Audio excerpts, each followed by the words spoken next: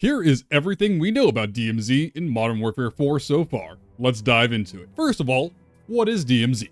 DMZ is back as Call of Duty's definitive extraction shooter. You have high stakes, action-packed, and you're built on top of the Modern Warfare 4 multiplayer foundation. So you can go in, you can infill solo or with the squad, you complete objectives in-game, you loot, you survive, and then you extract. But here's what matters. This is no longer a side mode. Infinity Ward is calling this a deeper, more cohesive, more persistent combat experience, rebuilt from the player feedback on the original DMZ beta. It adds on to the Modern Warfare 4 story and ties directly into the campaign. Your role is an off-the-books CIA asset, and your job is to secure advanced military technology before it falls into hostile hands. But where is it set? What do you need to know? It's set in the Hajin Exclusion Zone. Everything takes place in the Hajin Exclusion Zone, forged by the aftermath of the Modern Warfare 4 campaign. It is a tri-point region near Russia and the Korean Peninsula that has radiation, a mass evacuation that took place months ago, abandoned military technology everywhere, and Infinity Ward is calling this one of the largest, most ambitious maps they've ever built. So a couple things we know about the map so far.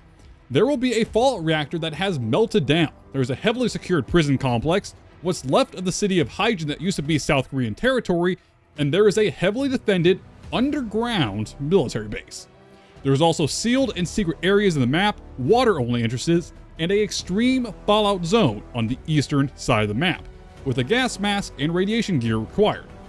And there's also better loot within these higher risk areas if you're willing to take that risk. But recently, Call of Duty confirmed in a press-only event that the Hajin map would also be expanded with seasons, and a massive expansion would be including new Russian territory that has been planned in the seasonal story, opening up an entire other section of map that we haven't even seen yet.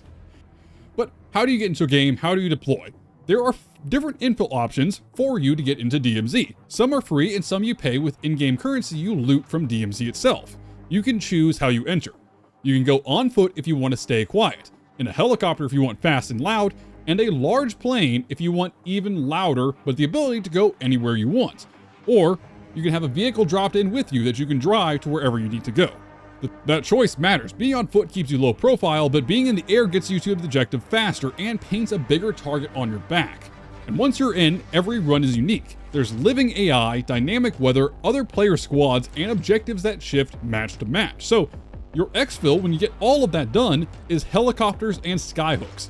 If you fail the extraction, there are real consequences.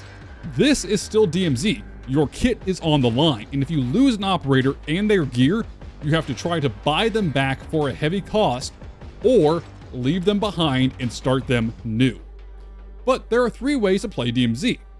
Infinity Ward has locked 3 pillars plus free roam. So, first of all, we have story missions. Those expand the Modern Warfare 4 story after the campaign, unique objectives inside specific POIs, high-stakes set pieces built for squads and solos, and they run inside a live DMZ server with other operators still in the world. So even on a story run, you're never truly alone, but everyone in your game will also be running story missions as well, so you likely won't run into them. Now this is where a big rumor kind of lands hard. A lot of us have been saying that DMZ is secretly a kind of second campaign, expanded story that Call of Duty is adding on to Modern Warfare 4.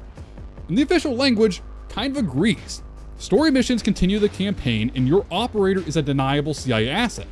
On top of that, there will be more missions added every season and more story context added as we go. Now DMZ exists because of what happened in the story in a massive nuclear meltdown that ties directly into what DMZ is. So this is not a side mode, it's chapter 2 of the story. Next, we have dynamic operations. Think of these like grown-up contracts. They are multi-step objectives generated every match. You must neutralize abandoned weapon programs, secure critical assets, high-risk rescues, and assaults on hostile forces. It's designed to escalate tension and spill activity across the map into a wider region, so you may stumble across other players when doing your operation. And the last is free roam and side ops. There is no script. You can go in, do whatever you want, hunt down gear, hunt down enemy lieutenants, repair trucks, hit supply drops, scale damaged radio towers, or really do whatever you want in the world of DMZ. It is your call. Low and slow, full send, or something in between. You get to decide how you want to do it. There is no script for how you play DMZ in free roam and side ops. Now, the world itself is a living world. There are weather, there are AI, so DMZ is not a static sandbox. Weather is dynamic, sudden downpours will cut your visibility, and dense fog banks will turn familiar routes into navigational gambles. But the weather also affects AI's visions too, so fog is not just cosmetic, it's an actual tool you can use to your advantage. Now, in Modern Warfare 4, AI is built like a living organism. The squads in the game will actually work together to try to push you out of areas. They will coordinate, navigate, and pressure you as a unit. On top of that, if you kill most of the people in their unit, they will call for reinforcements, they will call for tanks, they will call for backup, and they will coordinate to regroup with this backup and then push you out of your location. So there's a whole element of combat density that's being added with AI, where if you get in too big of a firefight with AI, you're quickly going to have a large amount of the North Korean army trying to fight you. Now with the new AI, there's also the stealth meter and threat star. So this is a system that separates smart operators from looting piñatas that you can pop and steal their stuff.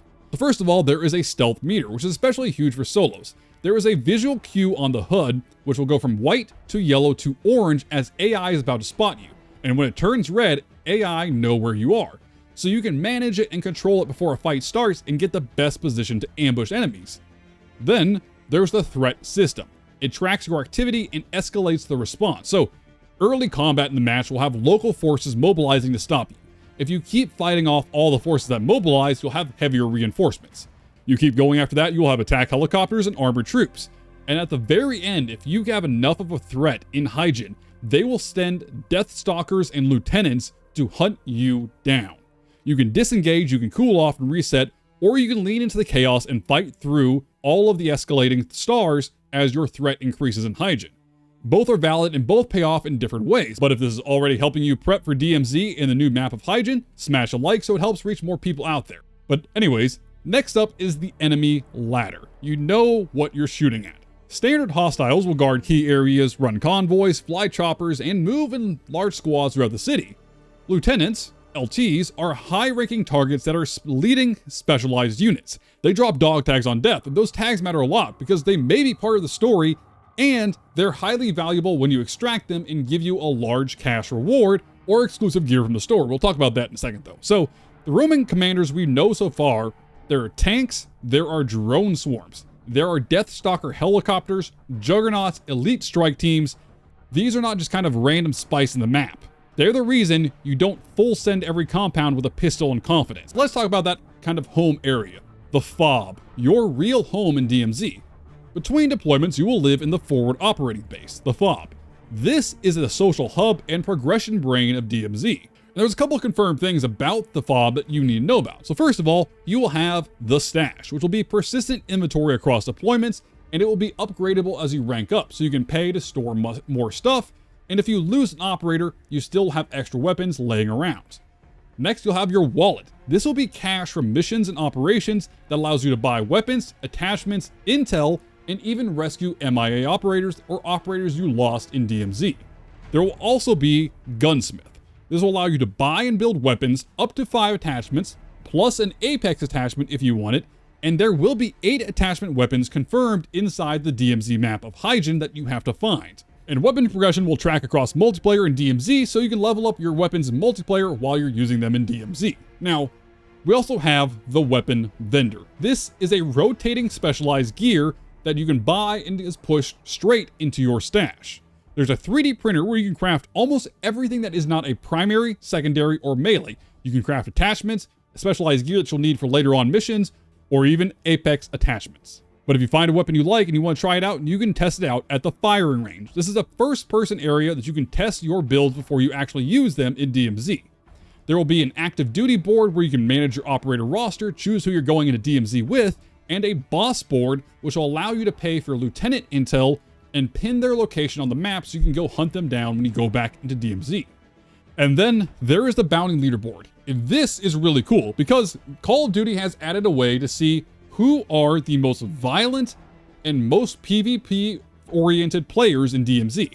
On this leaderboard, you will have the top 10 or even up to the top 100 worst players and most violent players in DMZ that you can hunt down for a bounty reward. And if you hunt them down, you'll actually remove them from the leaderboard. And this leaderboard will update every single week. On top of all of this, At your fob is where you actually pick how you deploy into DMZ. You can pick your infill and go. And this is where DMZ kind of stops feeling like a playlist like multiplayer, where you can choose, oh, I want to do this. And it's a living, breathing world you can walk through, you can interact with, you can move about the fob as you want, and even have your friends come in and hang out in the fob before missions.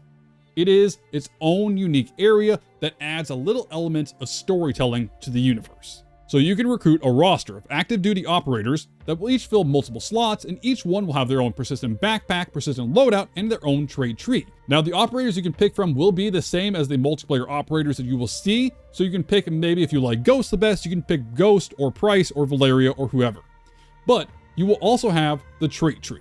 And with the trait points, you can spend them on the trait tree, and you can choose between combat, scavenging, support style capabilities, or a bunch of different operators to build the best one that you need. So your trait points will get spent into the trait trees. Combat, scavenging, support style capabilities, you can choose what you need. And you can build a PvP specialist, a loot mule, an infill ghost, or a recovery operator who just goes around and loots cash and gets out. XP for these operators is generous on purpose, because with story missions, dynamic ops, side ops, takedowns, it all counts towards progressing your operator.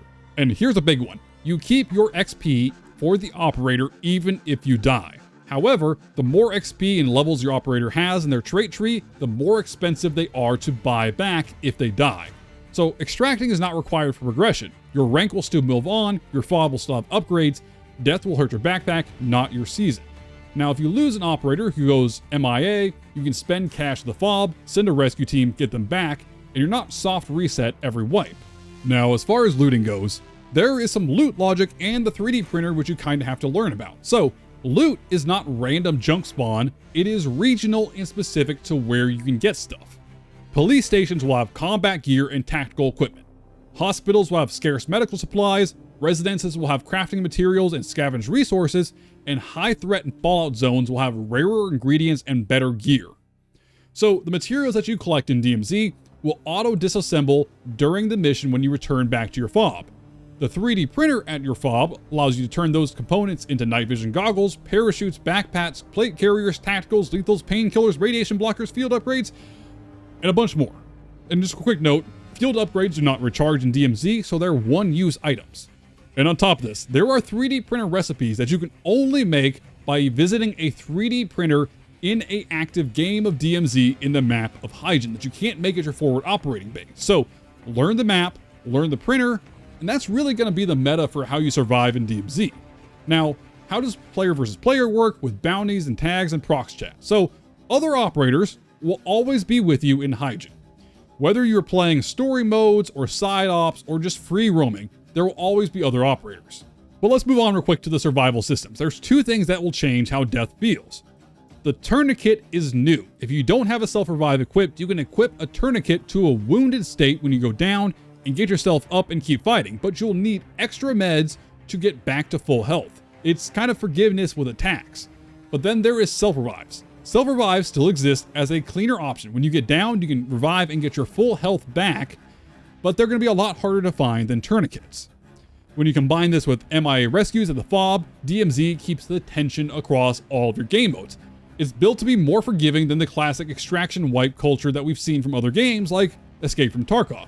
You can take risk, and that's the point. And eventually you can get back to where you were. And there's a couple rumors we need to talk about before we end the video. So a few things that are not fully locked into the official blog language, but keep coming up across leaks, the Call of Duty podcast, and the wider Modern Warfare 4 cycle. DMZ is being treated like a paid experience tied to owning Modern Warfare 4. It is not free to play, and this is good because it will help deter hackers. Hackers are not likely to spend $60 every time they get banned, and with a massive update coming to Ricochet with Modern Warfare 4, we can only hope that players like this will get banned instantly and get permanently banned, preventing them from really ruining other players' experiences. And if you hack, stop, get help, talk to somebody, reach out. This is not normal behavior. Stop it. Get some help. So the next rumor is that Ghost is basically the driving character as far as what DMZ's story will go with. It's going to follow Ghost, his story, and what happens after Modern Warfare 4 as he tries to wind up everything that happens with Modern Warfare 4 and build to possibly a Call of Duty Ghost reboot. I made a video about it, I'll link at the end, you'll really want to watch that, but the story framing still points hard at DMZ wrapping up the rebooted Modern Warfare universe and handing it off to whatever games Infinity Ward makes next, like a Ghost reboot. But confirmed is confirmed, rumor is rumor, and I'm keeping those lanes kind of clean and telling you about them now on purpose. So that is everything that we know about DMZ in Modern Warfare 4 right now. If you want a deep dive into what's coming next for Call of Duty, click on the video right here. And if this helped you prep, smash like, make sure you're subscribed, and don't miss the next DMZ breakdown when it drops. So until next time, I am IceBurgz. Stay frosty.